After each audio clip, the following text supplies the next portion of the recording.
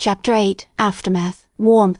That was the first thing Mara registered as consciousness slowly dragged her up from the deep, dark place she'd been hiding. Not pain that was there waking, the dull throb that pulsed in time with her heartbeat. Not fear or confusion or the memory of violence. Just warmth, steady, encompassing, safe. Her eyes stayed closed. Some instinct warned her that opening them would make everything real, would force her to confront whatever had happened, whatever she'd done. So she stayed in the darkness a moment longer, taking inventory of sensations instead. Soft fabric against her skin, a hoodie, oversized and worn, the kind that had been washed so many times it felt like a second skin. Loose jogging pants, a waistband rolled twice to keep them from falling off her hips. Both smelled faintly of lavender and something else, laundry detergent, maybe, or fabric softener. Beneath her was a mattress her own, familiar in a way that grounded her, softer than most, worn in all the right places from years of use. The sheets were her cheap cotton ones from Target, washed so many times they'd gone soft and thin.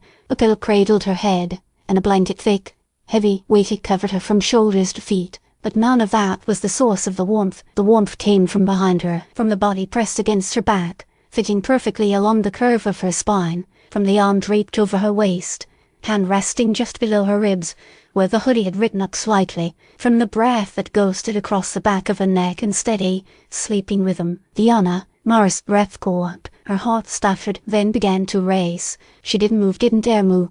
But suddenly she was hyper-aware of every point of contact between them. Diana's chest against her back, rising and falling with each breath, the press of her hips against Mara's, the thighs tucked behind Mara's, their legs tangled together under the blanket, the weight of her arm solid and real, holding Mara like she was something precious, something worth protecting. Mara's skin felt electric where they touched, like every nerve ending had been dialed up to 11. She could feel Diana's heartbeat through the thin fabric of their clothes, slow, steady, peaceful, a kind of heartbeat that belonged to someone deeply asleep, someone who felt safe. It bloomed in Mara's chest and spread outward, warmed, that had nothing to do with the blanket, or the shirt body heat, and everything to do with the realization that Liana had stayed, had brought her here home, to her own apartment, had dressed her in soft clothes, had climbed into bed beside her and wrapped herself around Mara like a shield. Mara's throat tightened. Her eyes burned behind closed lids. She tried to remember what had happened. The cafe, the 12 she'd asked about the 12,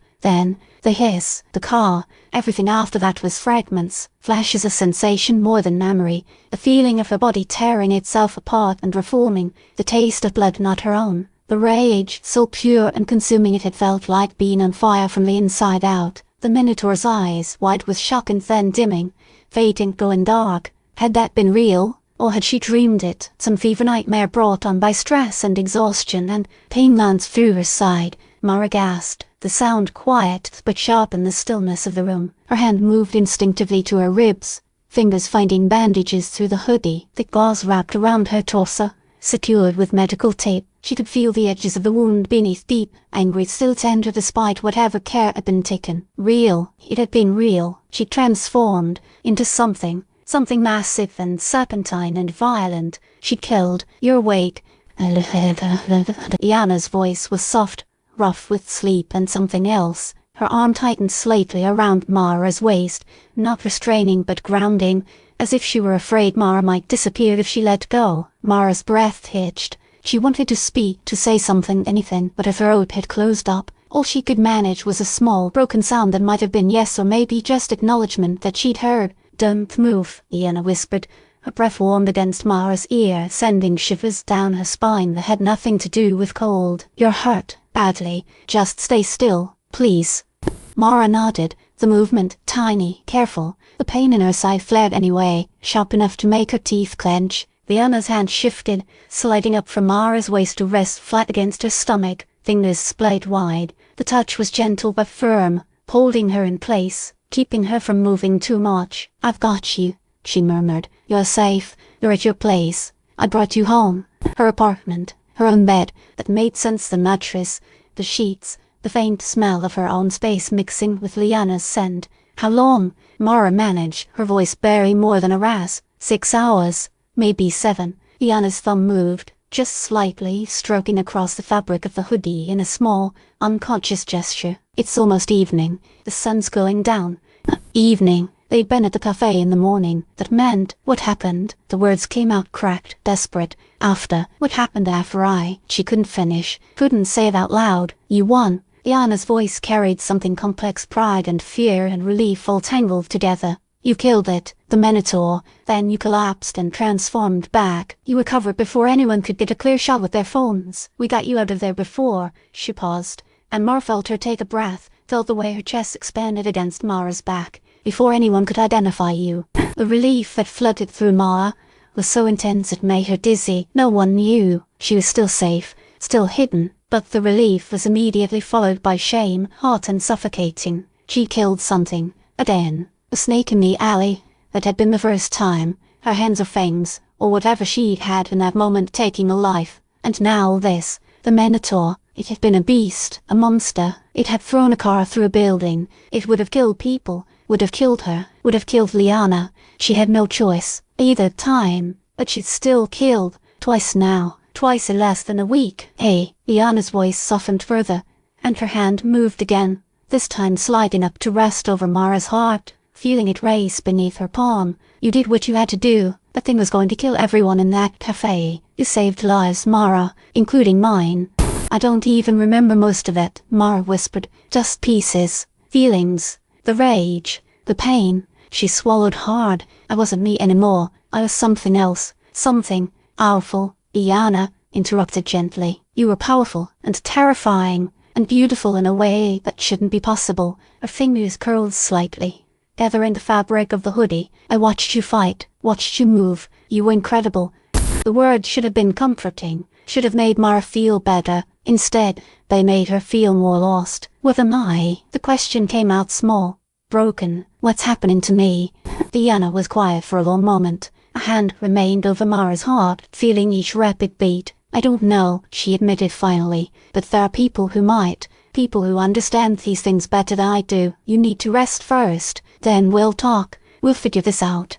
People, not names, not specifics. Just people who knew about power and transformation, and whatever the hell was happening to her body. Mara wanted to push, to demand answers, but exhaustion was pulling at her edges, making thinking difficult. I'm scared, Mara whispered, the admission torn from somewhere deep. I'm scared of what I'm turning into. I'm scared I won't be able to control it next time. I'm scared. Her voice broke. Liana shifted, and suddenly they were even closer, if that was possible. Liana's arm wrapped more fully around Mara, pulling her back against her chest in something that was less a hold and more an embrace. Her other arm slid under Mara's pillow, wrapping around her from both sides, cocooning her completely. I know, Liana breathed against the back of Mara's neck, and there was something raw in her voice, something vulnerable that Liana rarely let show. I know you're scared, but you're not alone in this. Not anymore.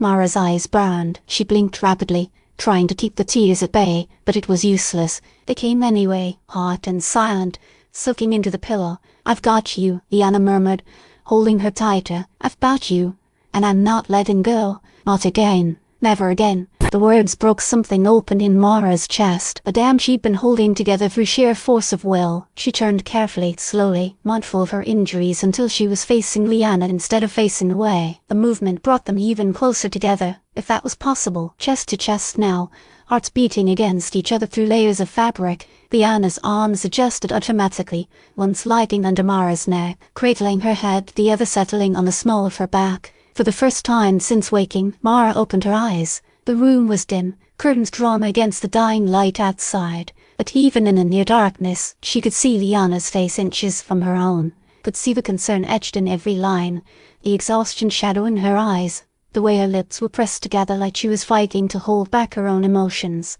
Mara whispered, because she couldn't think of anything else to say. Hi, Liana whispered back, and the corner of her mouth twitched, not quite a smile, but close. They stared at each other in the dimness, neither speaking, neither moving, just breathing the same air, existing in the same small space, the rest of the world falling away until there was nothing but this moment, this bed, this warmth between them. Mara's gaze dropped to Liana's lips, and back up to her eyes. She saw Liana's breath hitch, saw her pupils dilate even in the low light. Mara, Liana breathed, and it sounded like a warning and a prayer all at once. I know, Mara whispered. I know we shouldn't. I know it's complicated, I know you left for a reason and I told you to go and everything between us is—" "Shut up," Liana said softly and closed the distance between them. Their foreheads touched first, then their noses, brushing against each other lightly, their breath mingled, warm and soft. Liana's hand came up to cup Mara's face, thumb tracing along her cheekbone with devastating gentleness.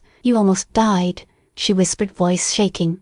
"I watched you fight that thing and I thought I was so sure you were going to." Her voice broke, but I didn't, Mara whispered back, bringing her own hand up to cover Liana's, pressing it more firmly against her cheek. "I'm here. I'm alive. Because of you. You stayed with me. You brought me home. I love you." The words hung in the air between them, shocking in their simplicity, their honesty. Liana's eyes widened, as if she hadn't meant to say it out loud, hadn't planned to let the truth slip free. But she didn't take it back. Mara's breath shuddered out. Her eyes burned again, fresh tears threatening. "You left," she whispered, and there was no accusation in it, just pain, just confusion. "If you love me, why did you leave?" "Because I love you," Liana answered, and now the tears came for her too, tracking silently down her cheeks. "Because the world I come from, my family, the things I can do, it's dangerous, Mara. It's violent and political and cruel, and I didn't want to drag you into it. I wanted to keep you safe, even if that meant keeping you away from me." "That's not your choice to make," Mara said, and there was steel beneath the softness now. "I'm not some fragile thing that needs protecting. I can make my own choices about what risks I want to take." "I know," Liana whispered. "I know that now. She took a shuddering breath. "I watched you turn into something out of nightmares and fight a monster with your bare hands, bare fangs, and I realized that trying to keep you safe by staying away was the stupidest thing I've ever done. Because you're already in danger. You're already part of this world, and you need someone who understands it. You, Mara finished. I need you." Liana's thumb traced across Mara's lips. The touch felt light, but electric. "Yeah," she breathed. "Me, if you'll have me, if you can forgive me for—" Mara closed the last inch of distance between them. The kiss was soft at first, gentle, just lips pressed together, barely moving, both of them afraid to push too hard, to ask for too much. But then Liana made a sound, something small and broken and desperate, and deepened the kiss. Her hand slid from Mara's face to the back of her neck, fingers threading through her hair. Her other arm tightened around Mara's waist, pulling her closer despite the layers of bandages and the pain it must have caused. Mara didn't care about the pain, couldn't feel it past the overwhelming sensation of this Liana's mouth on hers, Liana's body pressed against her, Liana's heart racing in sync with her own. She kissed back with everything she had, pouring months of loneliness and fear and desperate longing into it. Her hands found Liana's face, cupping it, holding her like something precious, while simultaneously trying to pull her even closer, as if they could somehow merge into one person, as if proximity could make up for all the time they'd lost. Liana's legs slid between Mara's, tangling them together more completely. Her hand tightened in Mara's hair, tilting her head to deepen the kiss further. She tasted like mint toothpaste and something uniquely, and Mara wanted to drown in it, wanted to forget everything else, the pain, the fear, the monster she'd become, and just exist here in this moment, in this warmth. It broke apart only when breathing became necessary, both gasping, foreheads pressed together again. "I missed you," Mara whispered against Liana's lips. "God, I missed you so much." "I missed you too," Liana breathed back. "Every day, every single day." They kissed again, softer this time, slower, learning each other again, relearning the shape and taste and feel of something they thought they'd lost. Liana's hand slid down from Mara's hair to her neck, her shoulder, her arm. Her fingers traced patterns on Mara's skin through the hoodie's fabric, gentle touches that made Mara shiver for reasons that had nothing to do with temperature. "You're trembling," Liana murmured between kisses. "You make me nervous," Mara admitted. Which was true, though not the whole truth. The whole truth was more complicated, that Liana's touch made her feel safe and terrified all at once. That being this close felt like coming home, and stepping off a cliff simultaneously. Liana pulled back just enough to see Mara's face in the dimness. "Do you want me to stop?" "No," Mara said immediately, emphatically. "No, don't stop. Don't." She swallowed hard. "Don't leave again. Please." Something in Liana's expression softened even further. "I won't," she promised. "Not unless you tell me to go, and even then, I'll fight you on it." That startled a laugh out of Mara, rough and watery but genuine. "Pretty sure I can't fight anyone right now. I can barely move without wanting to cry." And don't move, Iana said gently, pressing a kiss to Mara's forehead, then her temple, then her cheek. Let me take care of you, just for tonight. Tomorrow we'll figure out the rest. Tomorrow we'll deal with the clans and whatever's happening to you. But tonight she kissed Mara's jaw and the corner of her mouth. Tonight just let me hold you. Let me remind myself that you're alive, that you're here, that I didn't lose you. Mara's eyes slid closed, overwhelmed by the tenderness in Liana's voice and her touch. Okay, she whispered. Okay. They settled back into each other, this time with Mara's face tucked into the curve of Liana's neck, her arms wrapped around Liana's waist beneath the blanket. Liana's chin rested on top of Mara's head, her arms encircling her completely, holding her like she was something infinitely precious. For a long time neither of them spoke. They just breathed together, heartbeats gradually slowing and synchronizing, the adrenaline and fear and desperate longing settling into something quieter, something that felt almost like peace. Your heart's still racing, Iana murmured after a while, her hand moving in slow circles on Mara's back. Yours is too, Mara pointed out, feeling the rapid flutter against her cheek. Fair point. Silence again. Comfortable this time, the kind of silence they used to share back before everything fell apart, the kind that didn't need to be filled with words because presence was enough. Mara's fingers traced idle patterns on Liana's side, feeling the subtle shift of muscle beneath fabric, the warmth of skin. Can I ask you something? Anything. In the cafe, before everything went to hell, I asked you about the 12. She felt Liana tense slightly. You were going to tell me. I could see it. What are they? Liana was quiet for a long moment, her hand still on Mara's back. The 12 great clans, she said finally. Ancient bloodlines. Families that have had power for a very long time. Longer than the current awakening. Longer than most people realize power can exist. And you know about them because Mara prompted gently. Because they're real. Because they exist in the shadows of this world. Iana's hand resumed its movement, soothing circles on Mara's back. Some of the awakened who have had their powers for years since before 2020 are connected to these clans. The clans have been around for centuries, maybe longer. How many are there? Mara asked, trying to piece together this hidden world. 12, Iana said, named after the Chinese zodiac. Some say the zodiac was actually modeled after them: rat, ox, tiger, rabbit, dragon, snake, horse, goat, monkey, rooster, dog, pig. 12 families, 12 types of power that run in bloodlines.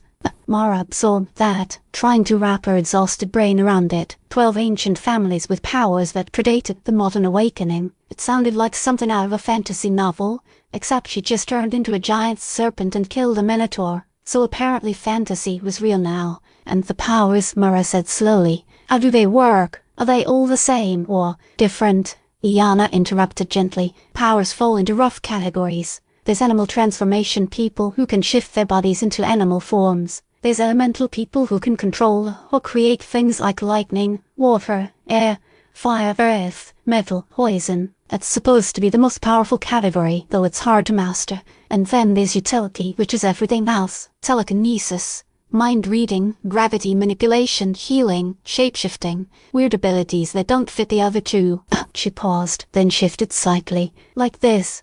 Mara felt Liana's body change against her, not dramatically, but unmistakably. The shape of her face shifted, bones restructuring subtly. Her hair shortened, the texture changing. Even her scent altered slightly, becoming familiar in a different way. Mara pulled back just enough to see, and her breath caught. She was looking at herself, at her own face, her own features, rendered perfectly in Liana's body. It was disorienting and surreal, like looking in a mirror that was warm and breathing. Jesus, Mara whispered. Then Liana shifted again, flowing back into her own form like water, returning to its natural shape. Her features smoothed back into the face Mara knew.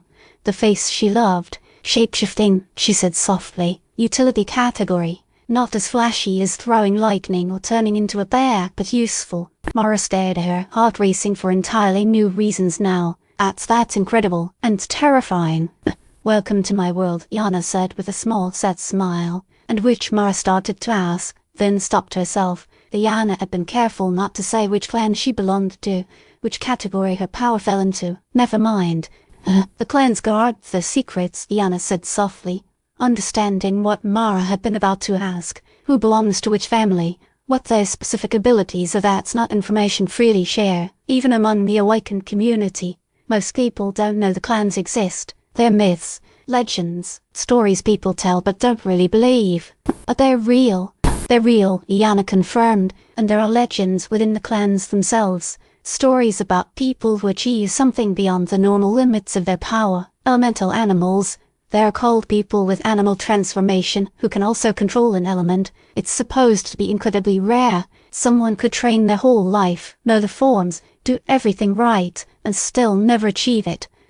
Mara's breath caught. Serpentine form. Poison. Is that? Maybe, Iana said, her voice troubled. Your form is serpentine, and if you absorb something from that fight, if that's what triggered your transformation, she trailed off, clearly uncertain. The Snake Clan would know. They're one of the 12, one of the oldest. Actually, if anyone could tell you what's happening, it would be them. And how do I find them? Mara asked, half afraid of the answer. Iana was quiet for a beat too long. I think, she said carefully, they might have already found you. And the implication hung in the air between them. Someone in the park, someone who'd been teaching her, someone who'd appeared at the cafe, who'd stopped Liana from interfering. But Liana didn't say a name, didn't confirm what Mara was beginning to suspect, and Mara was too tired, too overwhelmed, to push for answers she wasn't sure she was ready to hear. And what I did today, she said slowly, turning into that thing that's related to them somehow.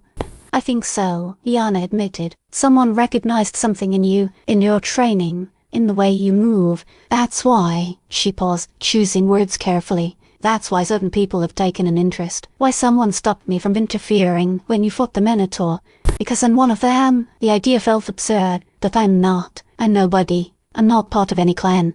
You're not nobody. Iana interrupted fiercely. You're never nobody, and whatever's happening to you, whatever you're becoming, we'll figure it out. I'll help you. We'll face this together. Mara wanted to believe that, wanted to feel reassured. Instead, she just felt more confused, more lost, and tired. She whispered, which was true but also an excuse to stop thinking, to stop asking questions she wasn't ready to hear the answers to. Then sleep, Iana murmured, pressing a kiss to the top of Mara's head. I'll be right here when you wake up, I promise.